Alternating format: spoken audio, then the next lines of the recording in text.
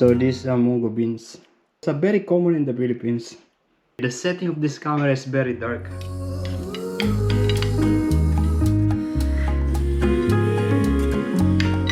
Amazing.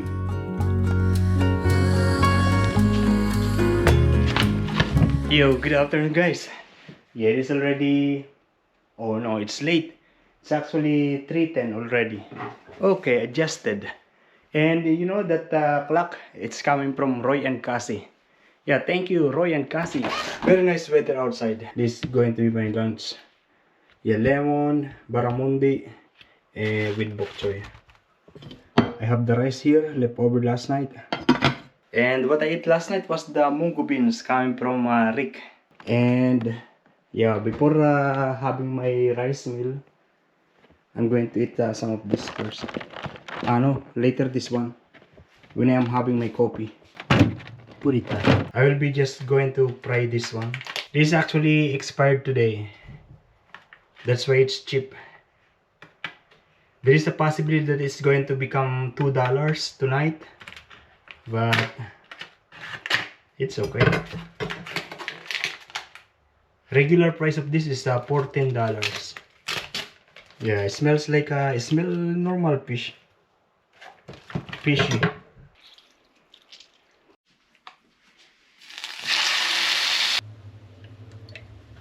And this is my lunch. Yeah, the barramundi broken. This is a very common dip in the Philippines. Yeah, soy sauce and calamansi or lemon. Good for fried pork or fried fish. Going to have a coffee now. We're also going to have this yeah, Filipino pastry. This one is a bread with sugar, cheese, and maybe margarine. Yeah, it's called ensaymada. This one is also ensaymada, but with margarine and ubi or purple yam. And this is a kuchinta. These two are kuchinta but different flavor. I had this yesterday when they gave me a coffee. They also give me one. So I'm going to have this.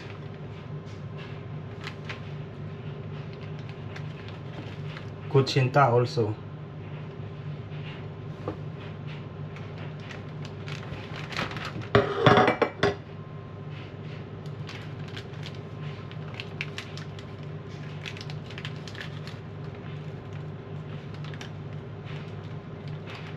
Very sticky.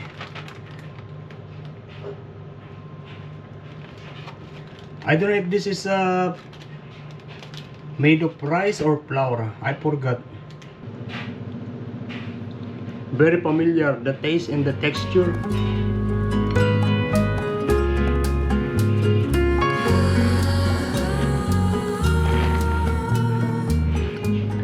This is not sweet compared to the cakes that you're going to see in the coffee shop. So this one is better for me. And now the ensaymada. You see the inside, the texture? Yeah.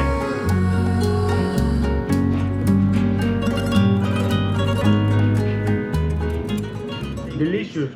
I can't think of something same taste, similar taste here in Australia.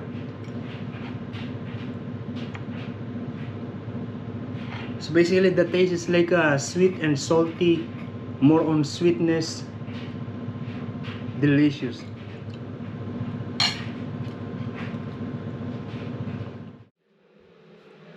Yo, good morning guys.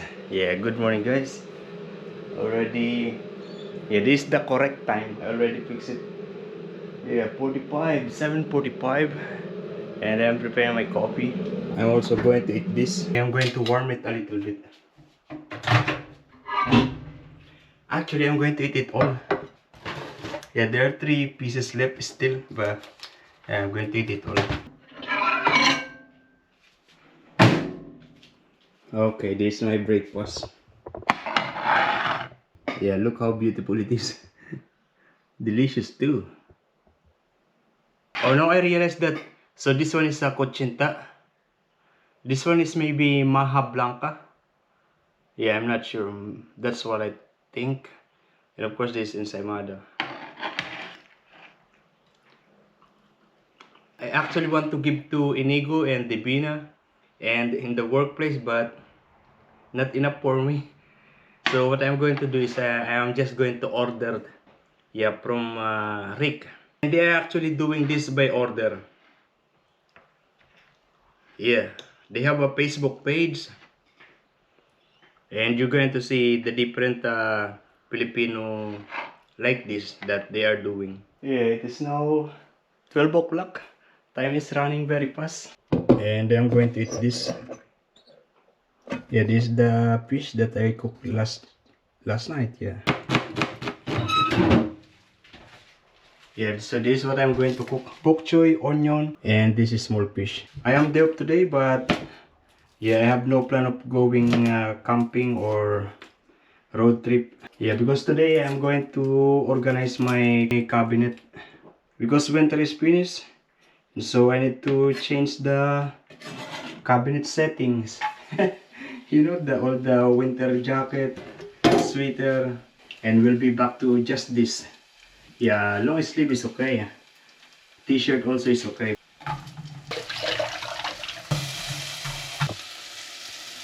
Yeah, this much of fish.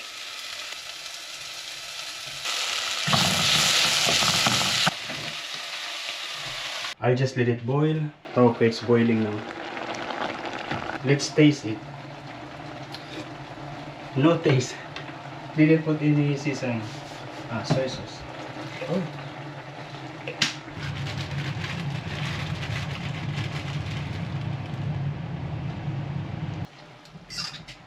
Okay, it's ready. It becomes noodles. This is my meal. My lunch. I am editing a video. It is already 5:08, and I'm actually cravings for ensaymada. Yeah, the taste of that bread that they gave me. Yeah, I'm cravings for that. But I already finished it this morning with my coffee. Yeah.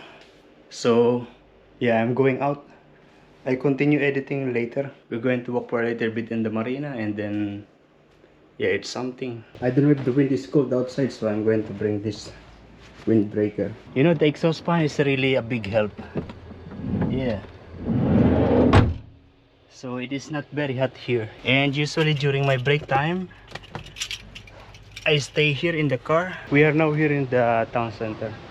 And yeah, I did not bring my coffee. And so we are going to buy a coffee in a petrol station. Yeah, they have cheap coffee similar to 7-Eleven coffee in Sydney.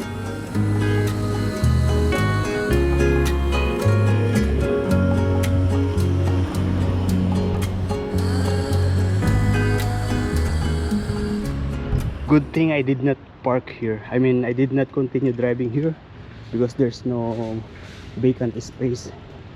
Yeah, if there's no vacant space, I need to go straight. And because there is one way. Today is Sunday and it's very quiet.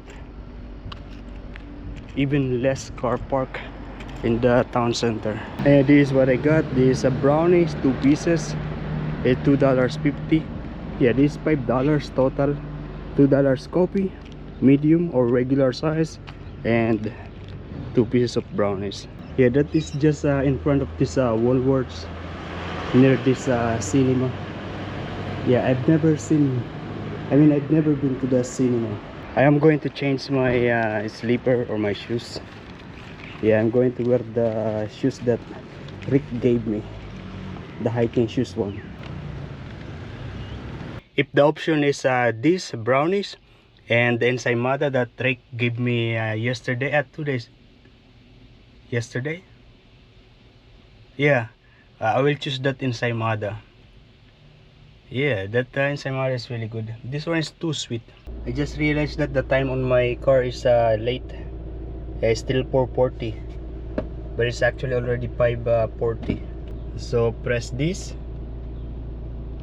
and then choose time, okay, and then click hours, make it 17 and okay, and done. It changed there, it also changed here.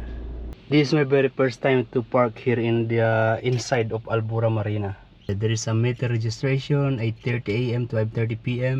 but it's actually pre-parking here for local resident. I'm not going for hiking, but yeah, I'm going to wear this hiking shoes that Drake gave me. It is very comfortable inside. You notice it's Michelin. Yeah, this is actually my other hiking shoes. I just realized that yeah, these kind of rubber shoes that I am talking about, and this one is leather shoes. Because you know, in the old days we called sneakers as rubber shoes. We're just used to say rubber shoes. I mean, at least with me, because when I was a kid, yeah, the shoes is used anywhere in any occasion. Yeah, it doesn't matter if it is kind of formal shoes or rubber shoes or sneakers, or you know, yeah, it's used in the same way. Because we cannot afford shoes, even sleeper. A very cheap sleeper is difficult to afford when I was a kid. Yeah, until now I see kids in the Philippines, they cannot afford a sleeper, and so they are walking barefoot. The soil, the land in the Philippines is not hot like Dubai, and not cold like Australia, but of course dirty or muddy. But yeah, like what I've said, there's still a lot of people, a lot of kids can't afford the sleepers in the Philippines. Okay, let's go outside and walk. I'm going to bring this, put in my pocket, my phone in my pocket also.